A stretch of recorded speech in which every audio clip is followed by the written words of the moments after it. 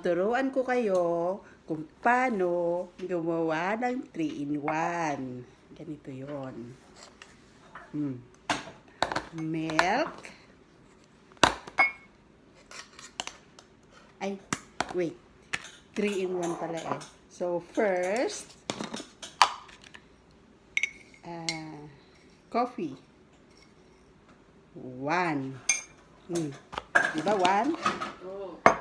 Then, 2. 1, 2. Diba? And then, this one. 1, 2, 3. 3-in-1. Tapos, lalagyan mo ng tubig para makapagkape ka.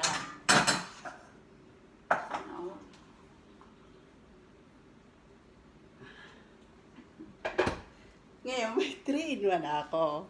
Hindi ko na kailangan bumili ng 3-in-1. Kasi marunong na akong gumawa ng 3-in-1. Unilever, baka naman. Bye-bye.